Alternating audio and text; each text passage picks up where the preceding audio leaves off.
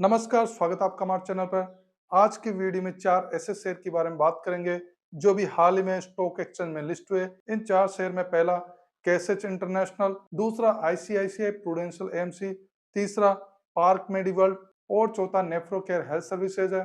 क्या इनको आगे होल्ड करना सही रहेगा या फिर सेल कर देना चाहिए? अगर आपको इन आईपीओ के शेयर अलॉट नहीं हुए और आप इन आईपीओ के शेयर में इन्वेस्ट करना चाहते हैं तो क्या इन शेयर में इन्वेस्ट करना सही रहेगा? आज की वीडियो में इन शेयर का एनालिसिस करेंगे और जानेंगे कि इन आईपीओ के शेयर को होल्ड करना सही रहेगा। चलिए शुरुआत करते हैं आज के वीडियो की। केएसएच इंटरनेशनल आईपीओ का 3 दिन में टोटल सब्सक्रिप्शन 0.87 टाइम्स रहा। हालांकि सेबी के रूल के अकॉर्डिंग 90% सब्सक्रिप्शन जरूरी है, लेकिन फिर भी सेबी ने स्टॉक एक्सचेंज में लिस्टिंग होने के लिए इस आईपीओ को कंसीडर कर लिया। लिस्टिंग डे से पहले इस आईपीओ के लिए जीएमपी -2 रुपीज था और इस आईपीओ के लिए सब्सक्रिप्शन भी पूरा नहीं हुआ। इस आईपीओ के लिए नेगेटिव जीएमपी होना और अंडर सब्सक्रिप्शन होना दोनों इस आईपीओ के लिए नेगेटिव पॉइंट रहा। इन दोनों कारणों की वजह से लिस्टिंग डे पर इन्वेस्टर को 3.65% का लॉस हुआ। आगे केएसएच इंटरनेशनल में क्या संभावना हो सकती है? क्या केएसएच इंटरनेशनल शेयर को आगे होल्ड करना सही रहेगा? चलिए चार्ट पर इसकी स्थिति देखते हैं। 26 दिसंबर को मार्केट क्लोज होने पर केएसएच इंटरनेशनल शेयर की प्राइस 343 रुपीज एंड 40 पैसा थी। केएसएच इंटरनेशनल आईपीओ में एक शेयर की प्राइस 384 रुपीज थी। इस आईपीओ के शेयर 23 दिसंबर को स्टॉक एक्सचेंज में लिस्ट हुए। लिस्टिंग डे पर इस आईपीओ के शेयर 370 रुपीज पे ओपन हुए। जिन इन्वेस्टर को आईपीओ अलॉट हुआ था उनको 3.65% का इस आईपीओ से लॉस हुआ। लिस्टिंग डे पर इस आईपीओ के शेयर ने 370 रुपीज एंड 25 पैसे का हाई लगा और इसके बाद में इस आईपीओ के शेयर 355 रुपीज पे क्लोज हुए। दूसरे दिन भी केएसएच इंटरनेशनल आईपीओ के शेयर डाउन चले गए। 26 दिसंबर को इस आईपीओ के शेयर जिस प्राइस पे क्लोज हुए, तो जिन इन्वेस्टर ने इस आईपीओ के शेयर होल्ड कर रखे हैं तो उन इन्वेस्टर को इस आईपीओ से लगभग 10.5% का लॉस हो रहा है। इस आईपीओ के लिए पहला रेजिस्टेंस 345 रुपीज के अराउंड है।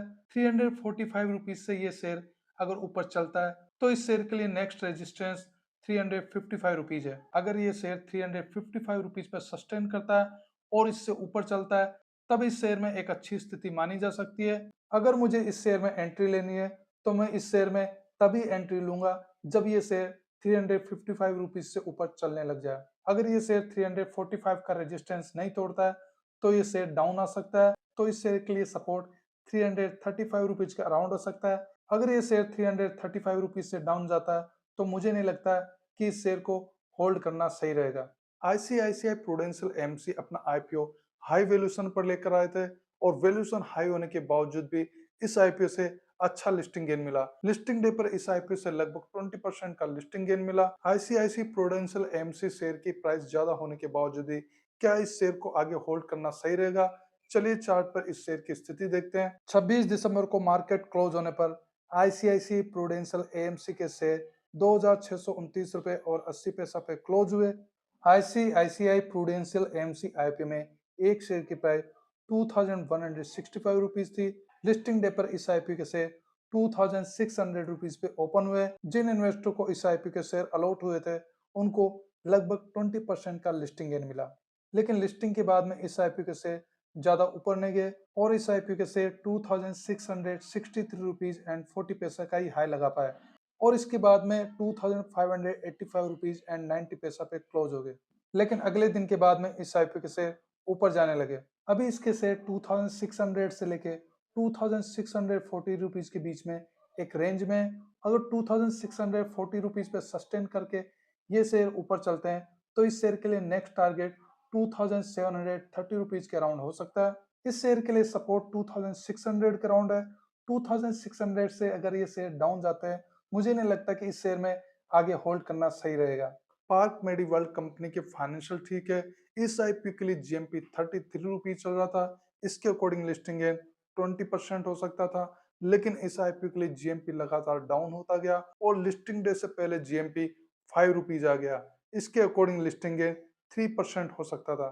इस आईपीओ के लिए 3 दिन में टोटल सब्सक्रिप्शन 8.52 टाइम्स रहा। लिस्टिंग डे से पहले जीएमपी पॉजिटिव होने के बावजूद भी इस आईपीओ से लिस्टिंग डे पर लगभग 2% का लॉस हुआ।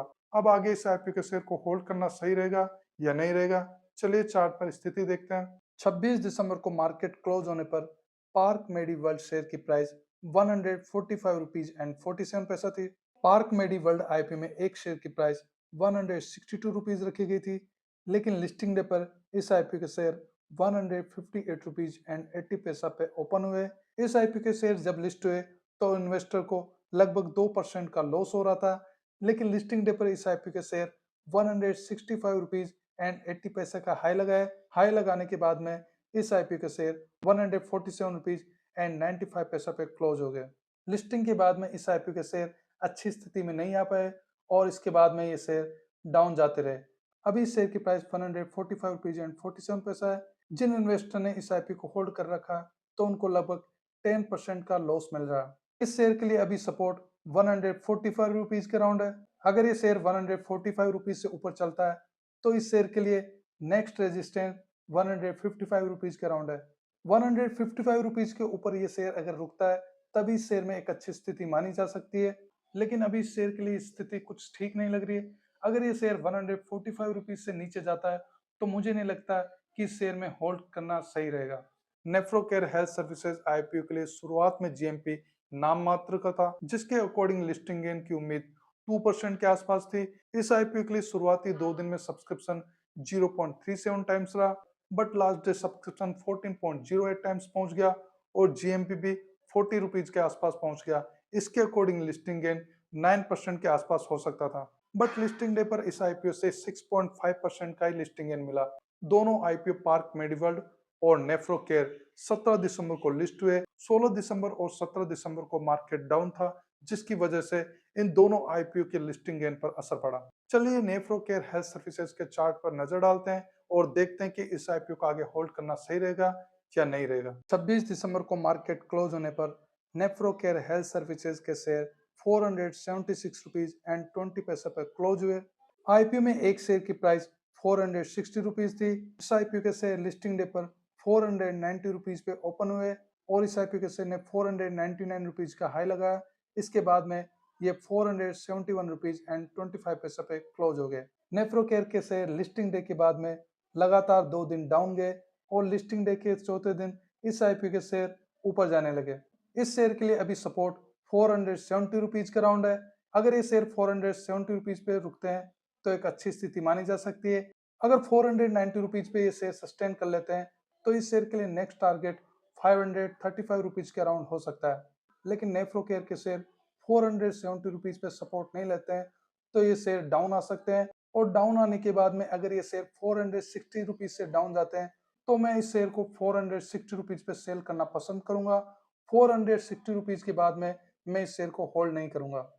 गुजरात किडनी आईपीओ का अपडेट भी जान लेते हैं। गुजरात किडनी आईपीओ के लिए 3 दिन का टोटल सब्सक्रिप्शन 5.21 टाइम्स रहा, जिसमें क्यूआईबी ने 1.06 टाइम्स सब्सक्राइब किया, एनआईआई ने 5.73 टाइम्स और रिटेल इन्वेस्टर ने 19.04 टाइम्स सब्सक्राइब किया। इस आईपीओ के लिए क्यूआईबी ने कुछ खास इंटरेस्ट नहीं दिखा, लेकिन रिटेल इन्वेस्टर ने इस आईपीओ के लिए अच्छा खासा सब्सक्राइब किया। अभी इस आईपीओ के लिए जीएमपी 0 है। गुजरात किडनी आईपीओ के शेयर स्टॉक एक्सचेंज में 30 दिसंबर को लिस्ट होंगे। क्यूआईबी का सब्सक्रिप्शन केवल 1.06 टाइम्स रहा और जीएमपी भी 0 चल रहा है, तो इन दोनों बातों को ध्यान में रखते हुए इस आईपीओ से लिस्टिंग गेन की कुछ खास उम्मीद नहीं रख सकते। लिस्टिंग डे पर इस आईपीओ के शेयर डिस्काउंट प्राइस पर भी लिस्ट हो सकते हैं और जिन इन्वेस्टर को इस आईपीओ के शेयर अलॉट होंगे उनको नुकसान भी हो सकता है। आपको इस आईपीओ को और अपडेट 29 दिसंबर को मेरी यूट्यूब चैनल पेज पर पोस्ट में मिल जाएगा। इस वीडियो से रिलेटेड अगर आपके कोई भी सवाल है तो कमेंट सेक्शन में डाल सकते हैं। वीडियो को लाइक कीजिए, शेयर कीजिए। अगर आप हमारे चैनल पर नए हैं तो चैनल को सब्सक्राइब कर लीजिए। वीडियो देखने के लिए धन्यवाद।